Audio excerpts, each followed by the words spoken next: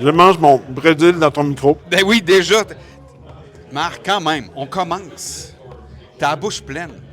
Je sais, mais je me suis dit, je vais me remplir la bouche avant de commencer, mais là, tu as commencé. Pour que t'arrêtes de parler. Après avoir vous avoir présenté 2 festivals aux États-Unis. Aujourd'hui, on a eu l'annonce d'un festival européen qui vraiment m'a jeté à terre, m'a surpris. Oui, Alcatraz, il me semble que c'était en Californie, ça? Ben moi aussi, je pensais que c'était proche de San Francisco et non. C'est en Belgique? Oui, on est à 2 heures de TGV de Paris. Oui, 1 heure de TGV, ben pas de TGV, mais de train de Bruxelles. On était à Kortrijk. Ah oui, sors-nous ton flamand. Vas-y, Marc, flamand. Écoute, moi, je pense que ça se prononce Kortrijk, mais je ne suis pas certain. Mais bon, Kortrijk. Très près de la frontière avec la France, tout près de Lille, en fait, pour vous replacer. À côté de Roubaix. Et tant qu'à vous replacer, vous remarquerez qu'on n'est pas au 5e Baron aujourd'hui. On a décidé... Oui, ça c'est nouveau aussi, hein? Oui, on a décidé, en plus de vous offrir des festivals, de vous présenter les microbrasseries de l'Outaouais. Oui, et là, c'est Brasseurs du Bas-Canada, pour 2 places. Ils sont spécialisés dans les Northeast IPA, les IPA en général, mais hyper houblonnés. C'est des belles formules. Tu sais, les bières que tu vois jamais à travers, là, tu as l'impression de boire un jus d'orange. Ouais. Ben, on est là. Et aujourd'hui, c'est occupé. Il y a un tournoi de Super Mario Bros. Combat, je ne sais pas exactement. Il y a une dizaine de personnes qui sont à ce tournoi-là.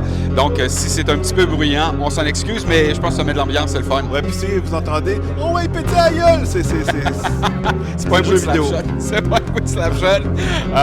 Donc, je lance l'intro et ensuite, on se parle de Alcatraz Open Air en Belgique.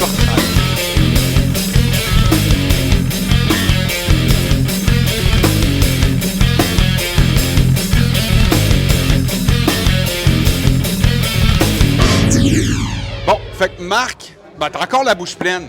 Calvaise, tu fais par exprès, là. Sérieux, tu fais par exprès, là. Non. Tu veux me niaiser, là. Non, l'intro n'était pas finie. Donc, Alcatraz, ce sera du 8 au 10 août 2025. Le site de Alcatraz est un petit peu à l'extérieur de Kortrijk. Je pense qu'on va dire Kortrijk. On peut dire Courtrai en français. Kortrijk. Donc, un petit peu à l'extérieur, sur un campus sportif.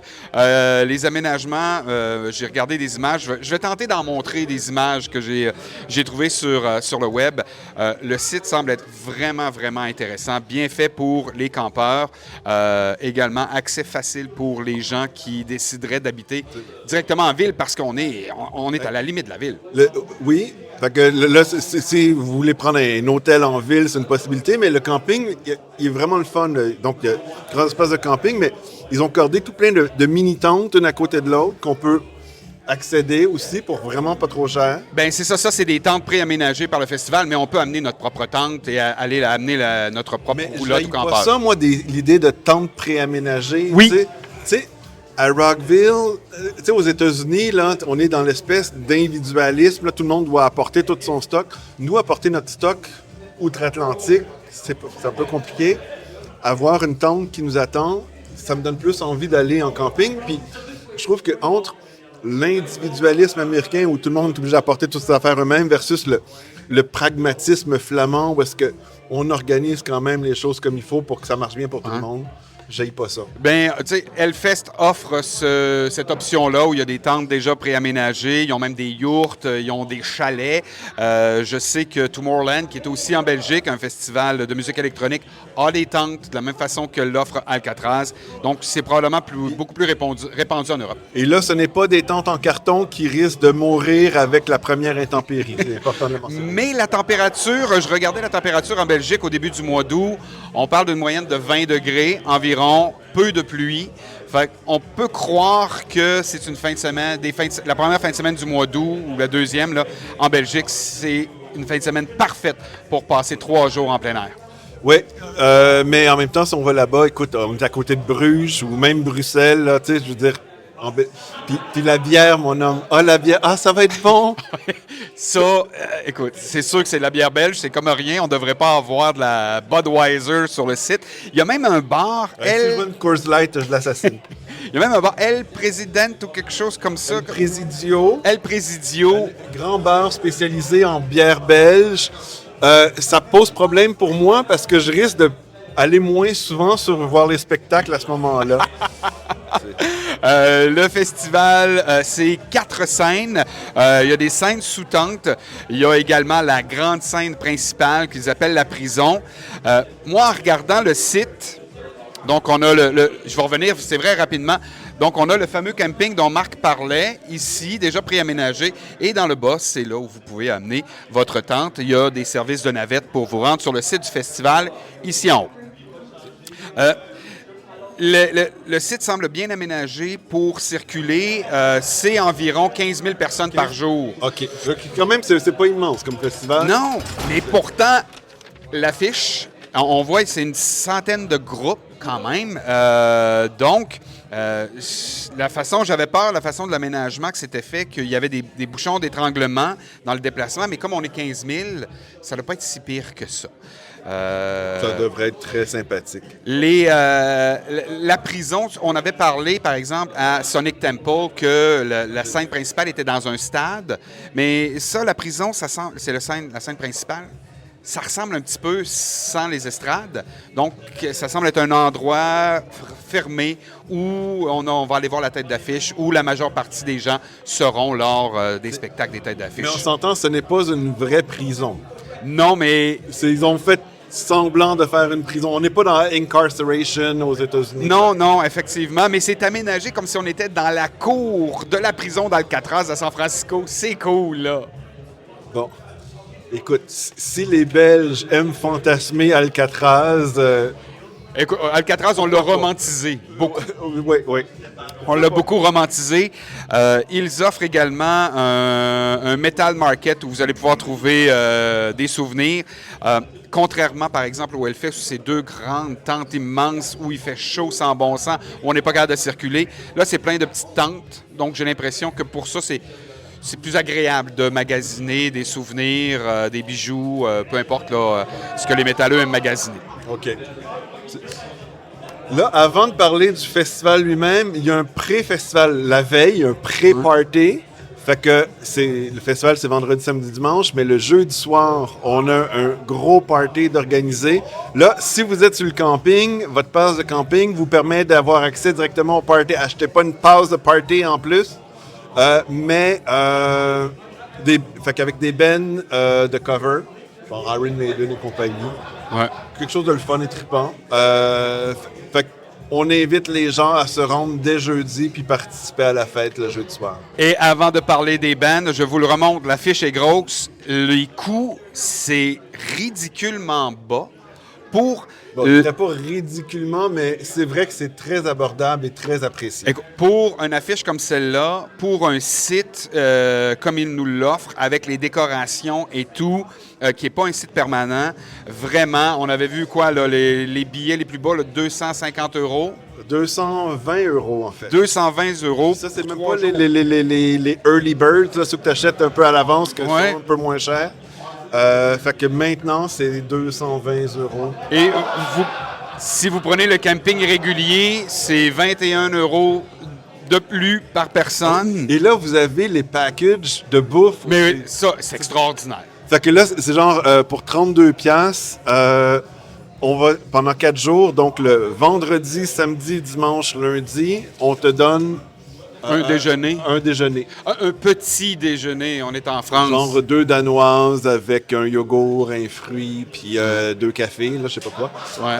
Mais ça, puis en plus, on est en Belgique, là, c'est une bonne qualité de bouffe. Ça va goûter bon.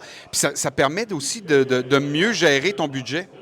Parce qu'à la fin, tu sais, quand tu sais pas combien tu vas dépenser à chaque matin pour ton déjeuner, pour la nourriture, là, tu en as un bout de payé, c'est le fun.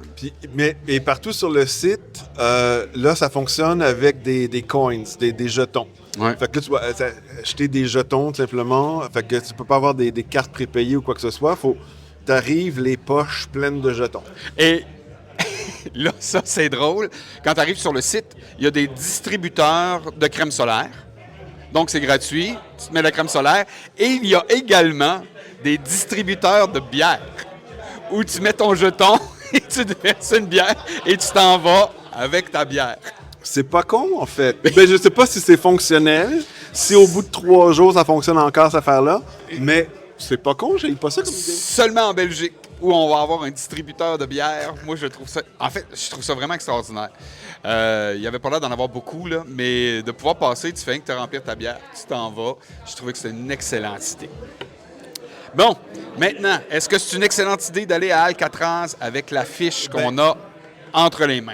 Écoute, l'affiche, elle est le fun. Encore une fois, oui. Là, on dirait cette année, en fait, il y a plein de gros noms qui se promènent un peu partout.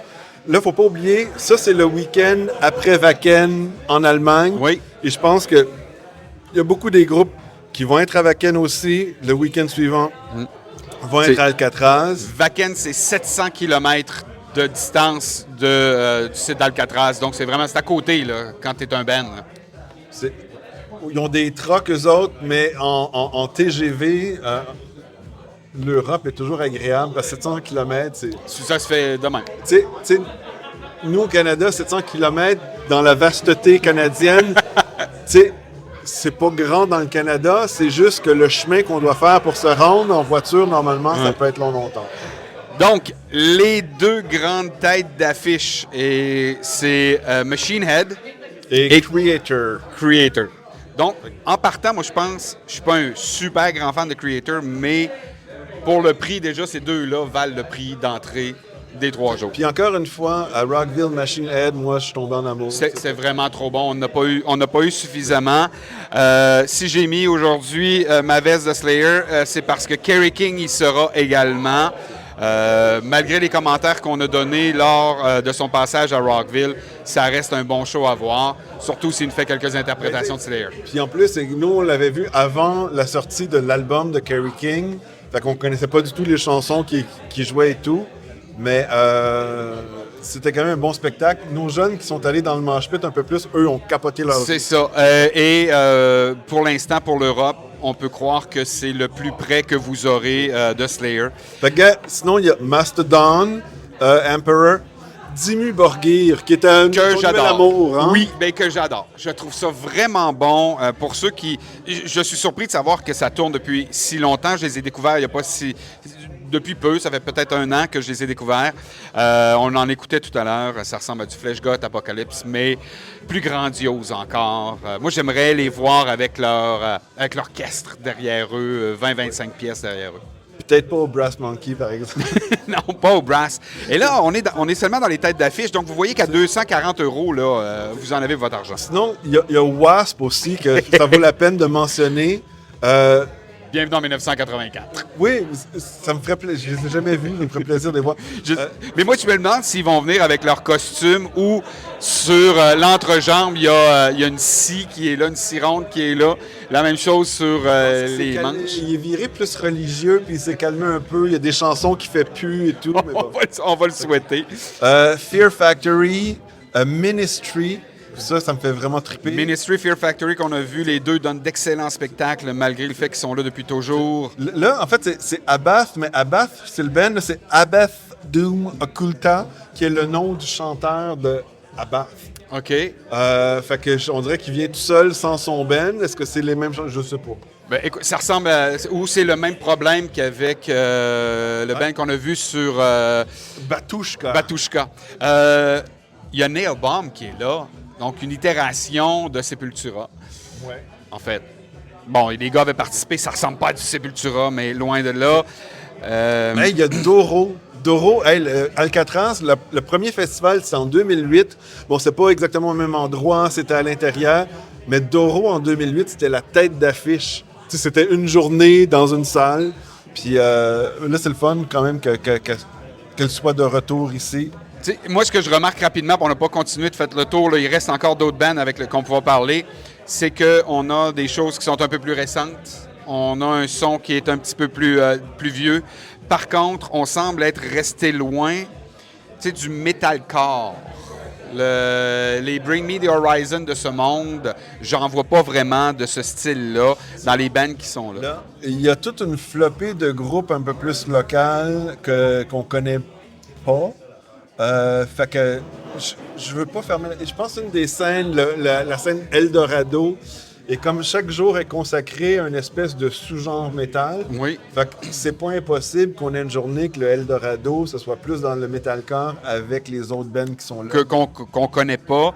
Dans les petits noms que j'ai remarqués qui sont le fun, Winrose, vous savez, on les aime bien. Winrose, on les a vus à quelques reprises. Float Sam and Jet Sam, que je trouve intéressant. Blaze Bayley.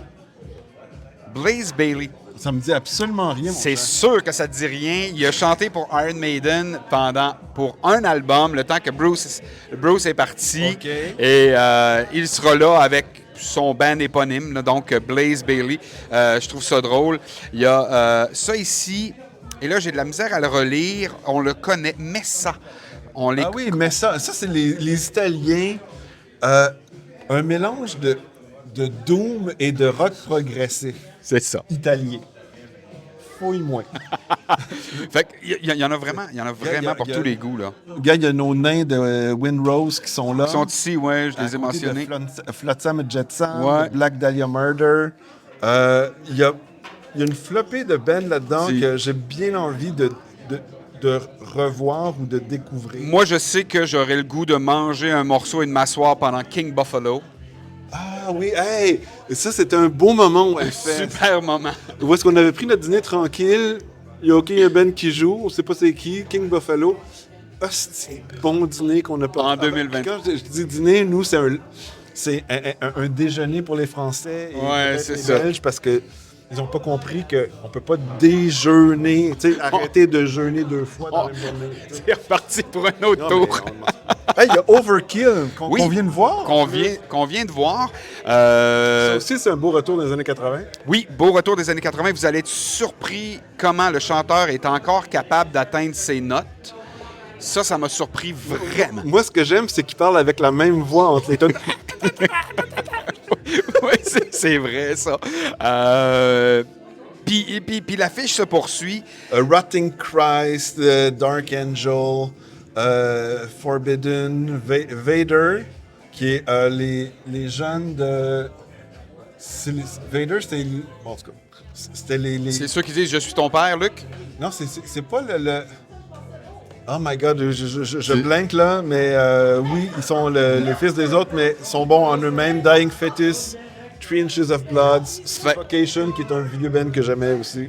Fait, vraiment, moi, quand je regarde l'affiche, peut-être que la petitesse du festival, le fait que c'est 15 000 personnes ou à peu près, font qu'ils ont une affiche peut-être un petit peu plus ramassée. Comparativement au Hellfest où il y a plus de style de plus en plus grand public, comparativement à Rockville qui nous avait offert vraiment ça très grand public. Donc, je trouve que dans le style, on est un petit peu plus ramassé. On offre aux métalleux un voyage dans le temps. On leur offre également du nouveau matériel avec des sous-genres du métal. Belle affiche à Alcatraz cette année. Ce serait vraiment intéressant d'y aller. OK, Vader, je me trompe avec un autre band. C'est pas les fils. C'est un groupe qui est là depuis 1983, fait que c'est sûrement pas. Les fils d'un autre band. Slipknot ou je sais pas quoi. OK, non, c'est pas ça. Fait que moi personnellement. Hey, un polished death metal band. Vader, OK. Je pense que si vous êtes moins intéressé par les grosses têtes d'affiches parce que vous les avez vues régulièrement, ou qui, comme moi, Mastodon, ça me laisse de glace. Je pense que sur les petites scènes, il y a plein de choses à découvrir. On les a vus dans un gros aréna à si loin. On n'était pas si loin et ils étaient avec tout leur stock à eux, leur son à eux, leur éclairage à eux avant Gojira. Puis moi, Bon, j'ai excité pour Gojira. Là, Hey, Gojira, qui risque d'avoir un Grammy Award pour leur performance aux Olympiques. Il le mérite grandement. Fait que, Marc, toi, Alcatraz, cette année? Ben, écoute, ce qui fait partie du package, écoute, C'est abordable, ça a l'air d'une belle place. Les photos que j'ai vues, les commentaires, vraiment, ça a l'air d'un beau festival que j'ai envie de découvrir. Mais aussi, pour moi, ce qui fait partie du package, c'est... On arrive en Belgique, on a plein d'endroits à découvrir autour. Tu sais. Moi, j'irais prendre peut-être 1 ou 2 journées à Bruges pour visiter Bruges ou tu sais, Bruxelles. Puis en plus, on va avoir les bières, les frites. Les moules. Donc, vous, est-ce que Alcatraz, l'affiche d'Alcatraz cette année vous intéresse? Vous pouvez nous laisser ça en commentaire. Je vous rappelle que vous pouvez continuer de nous suivre sur nos médias sociaux, Facebook, Instagram, également YouTube. Cochez j'aime, partagez et souscrivez. Ça nous aide évidemment à aller à plus de festivals. Est-ce qu'on sera à Alcatraz? Le futur le sait, mais nous, pour l'instant, on ne le sait pas. Puis les dates, en fait, le fait que c'est 8, 9, 10 août, comme ça, pour moi, c'est une belle date. Là. C'est juin, ça peut être un peu compliqué et tout. Ça, c'est... mais là, il va falloir comparer avec Wacken aussi. Bien, il nous reste des affiches à voir, beaucoup d'affiches à voir. Le Hellfest qui va venir à la fin du mois de novembre, Wacken qui a juste la moitié de son affiche de sortie qui devrait nous en offrir bientôt. Donc, restez là, on va continuer de vous parler de ces grands festivals qui prennent de plus en plus d'ampleur partout en Europe. Puis, chacun de ces festivals-là semble miser beaucoup sur l'expérience client, même à la limite plus que sur l'affiche présentement. Et Alcatraz en est un bel exemple. Visuellement, allez voir des images si vous ne le connaissez pas. C'est visuellement super intéressant. J'ai l'impression là, qu'on se sent vraiment dans un monde à part. On sort du monde réel, on rentre dans le monde d'Alcatraz et on profite des spectacles. Puis effectivement, pour ça, c'est au niveau des images et tout que je voyais, on dirait qu'il y a un effort de faire un peu comme le Hellfest fait, c'est-à-dire d'avoir des endroits où est-ce qu'on crée l'ambiance avec des décors, les boules de feu qu'on voit au Hellfest et tout. Je sais pas si c'est des boules de feu, mais le fait d'avoir un décor de prison, ça peut être très intéressant. On attend vos commentaires et nous, on vous revient avec un prochain épisode bientôt. Puis dites-nous comment on prononce Kortrijk. Avant de vous laisser, on dit merci à la brasserie du Bas-Canada qui nous a accueillis aujourd'hui. Plein d'atmosphère, il y a des gens qui jouent aux jeux vidéo, il y a des familles qui jouent aux cartes. Vraiment, c'est une belle place. Merci Marc, c'était une bonne idée. La bière est bonne. Là-dessus, bonne fin de journée. Merci de nous écouter. Hop, hop, hop, hop, hop.